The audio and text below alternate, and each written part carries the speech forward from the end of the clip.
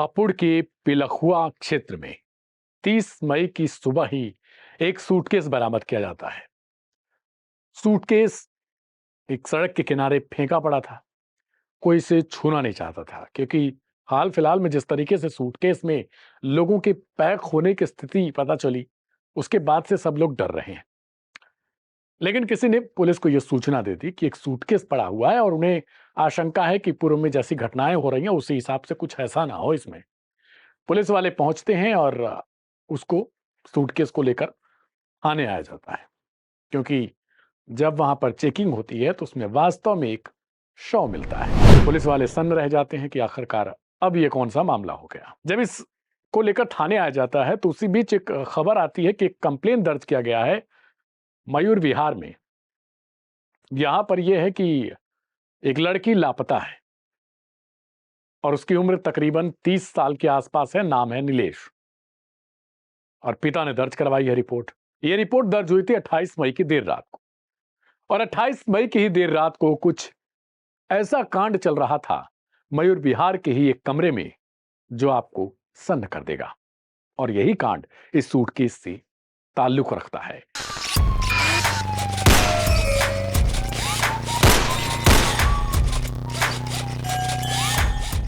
नमस्कार, मेरा नाम है दिव्यांशु। क्राइम कथा का एक नया एपिसोड है और आज हम इसी में बात करेंगे कि आखिरकार एक प्रेम संबंध अवैध संबंध में कैसे बदलता है और फिर धीरे धीरे पैसों का लेन देन रिश्तों का ही खून कर देता है।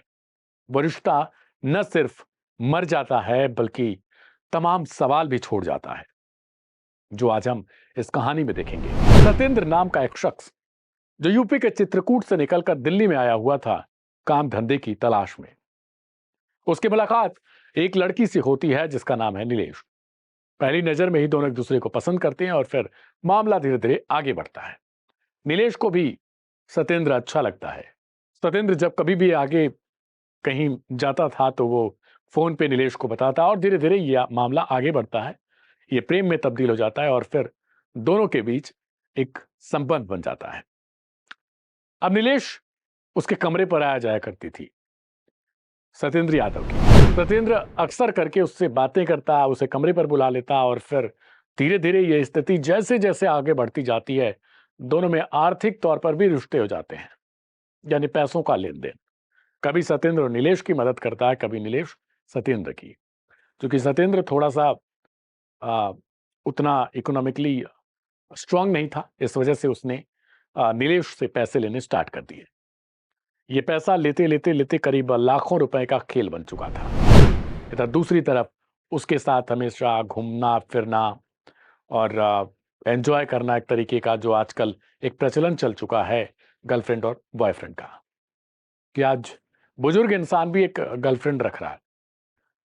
ये कैसे केसेस हमने तमाम सोशल मीडिया पर भी देखे और आरोप प्रत्यारोप जो चल रहा है इस केस को भी लेकर कि बुजुर्ग भी आजकल इस तरीके से चल रहे हैं, युवाओं का तो अलग ही मसला है। इस केस में भी कुछ ऐसा होता है।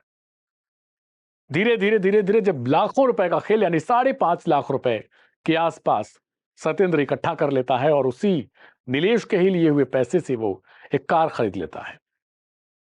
कार खरीदने के बाद अब फिर नीलेश को घुमाता अपने साथ और धीरे धीरे जब ये फिर और मामला आगे बढ़ता है तो नीलेश को जब पैसे की जरूरत पड़ती है, या नीलेश उसी लड़की का नाम है, जब उसे जरूरत पड़ती है पैसों की तो वो सत्येंद्र से कहती है, यार मुझे पैसे चाहिए, कुछ जुगाड़ कर दो। लेकिन सत्येंद्र के दिमाग में कुछ अलग चल रहा था।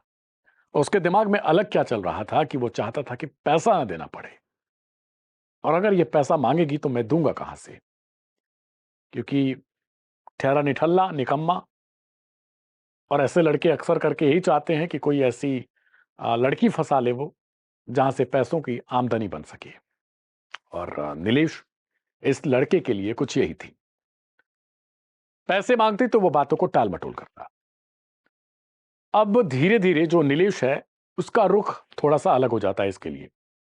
वो उतना कॉल्स पर बातचीत नहीं करती इससे अब, क्योंकि पहले बहुत देर रात तक बात होती थी। तो नीलेश का फोन अक्सर करके बिजी आने लगा।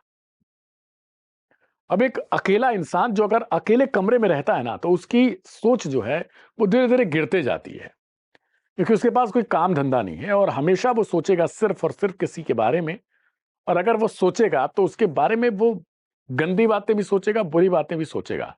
और यही इंसिडेंट कुछ हो रहा था सत्येंद्र यादव के साथ। अब वो जब नीलेश को फोन करता रात में तो उसका फोन बिजी आता, यानी लड़की का फोन बिजी रहता था।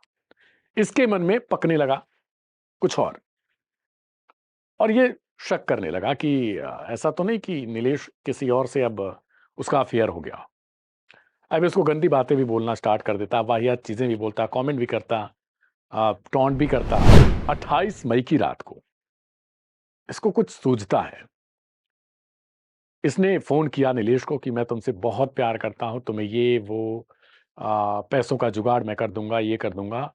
इसी के सहारे वो अपने रूम पर ही लड़की को बुलाता है, उसके पास बैठता है, उससे बातें करता है और जो भी कुछ इन दोनों के बीच होता है। और उसके बाद इसने तुरंत नीलेश को सूटकेस में पैक करने की प्लानिंग कर ली।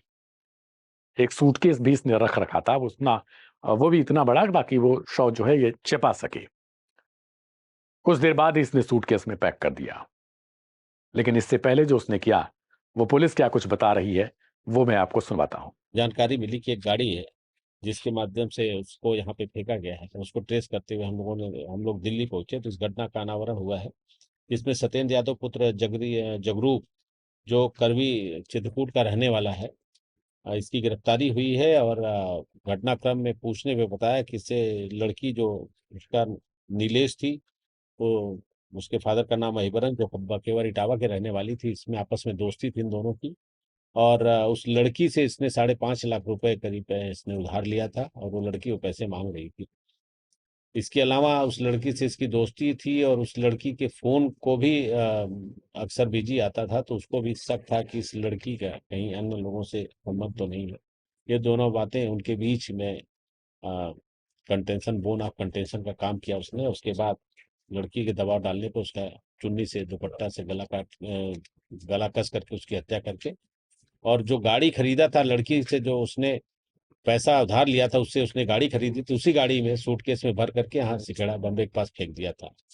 सत्येंद्र की गिरफ्तारी हुई है, इसको जेल भेजा जा रहा है। और एक महिंद्रा टीवी गाड़ी थी जो 300 कार है, DL 83138, ये गाड़ी भी उस लड़की से, जो इन्होंने 5.5 लाख रुपए लिए थे, उससे खरीदा था। वो गाड़ी भी रिकवर हुई है, जिससे सूटकेस में रख करके लाश को ठिकाने लगाया गया। सर, घटना का सुराग जो बताया जा रहा है कि पुलिस ने सैकड़ों की संख्या में सीसीटीवी कैमरे खुलवाने, तब जाकर ये इसको मिला इनपुट।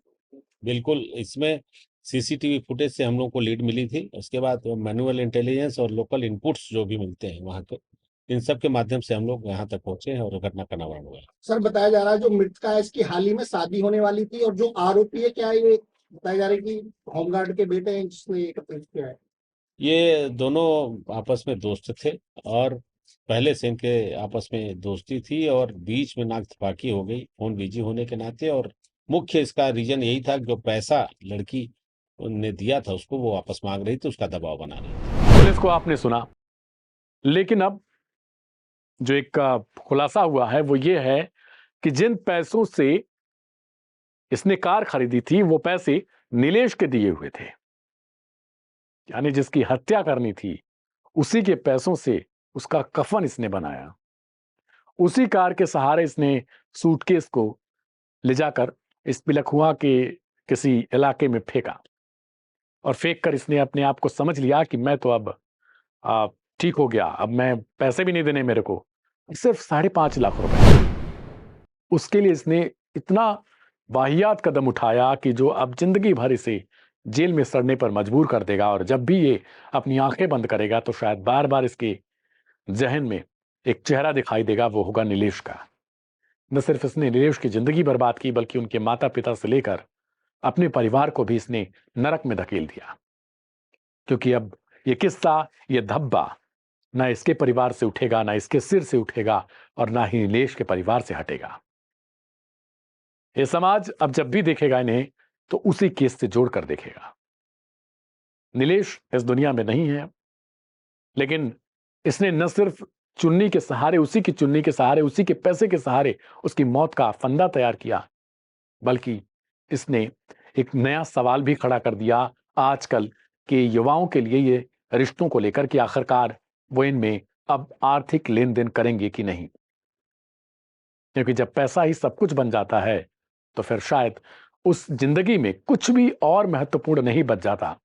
इंसान के लिए सिर्फ जरूरी है पैसा। आज की क्राइम कथा में बस इतना ही। उम्मीद है कि आप इस वीडियो को लाइक करेंगे, दूसरों के साथ शेयर भी करेंगे, ताकि ये किस्से कहानी उन लोगों की भी जिंदगी में कुछ बदलाव ला सके। मेरा नाम है दिव्यांशु। मिलेंगे एक नए एपिसोड में, तब तक के लिए दीजिए इजाजत। अपना अपनों का बहुत ख्याल रखिएगा। शुभ रात्रि। शुक्रिया।